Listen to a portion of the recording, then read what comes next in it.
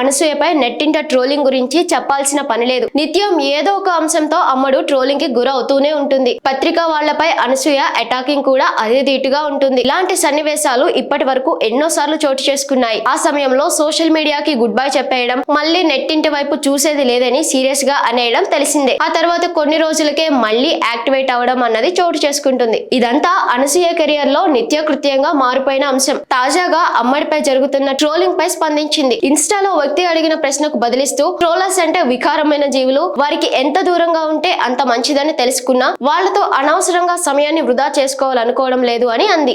అలాగే బుల్లితెరకు దూరం అవ్వడంపై అమ్మడు తొలిసారి స్పందించింది. యాంకరింగ్ నా కెరియర్ కి ఎంతో ఉపయోగపడింది, అందులో విరామం కావాలనిపించింది, అందుకే బ్రేక్ తీసుకున్నా అని తెలిపింది. అనసూయ న్యూస్ రీడర్ గా కెరియర్ ప్రారంభించిన సంగతి మనకు తెలిసిందే. అటుపై యాంకర్ గా కొత్త టర్నింగ్ తీసుకుంది. ఇదే అమ్మడి జీవితాన్ని మార్చేసింది. ఎంతో మంది ఫేమస్ యాంకర్ ని సైతం వెనక్కి నట్టి యాంకరింగ్ తో తనకంటూ ఓ ప్రత్యేకమైన ఐడెంటిటీని క్రియేట్ చేసుకుంది. రకరకాల షోలతో ఎంతో ఫేమస్ అయింది. అందం, అభినయం కూడా కెరియర్ కి ఎదుగుదలకు ఎంతో ఉపయోగపడ్డాయని చెప్పొచ్చు. ఈ నేపథ్యంలో సినిమాల్లో చిన్న చిన్న పాత్రల్లో నటించే అవకాశాలు కూడా అందుకుంది. అటుపై కొన్ని చిత్రాల్లో మెయిన్ లీడ్ సైతం చేసింది. ఇప్పుడు అగ్ర హీరోల చిత్రాల్లోనూ కీలక పాత్రలు పోషిస్తోంది. అంత బిజీగా ఉన్నప్పుడు మళ్ళీ యాంకరింగ్ వైపు ఎందుకు వస్తుంది అనే డౌట్ చాలా మందిలో ఇప్పుడు ఉంది.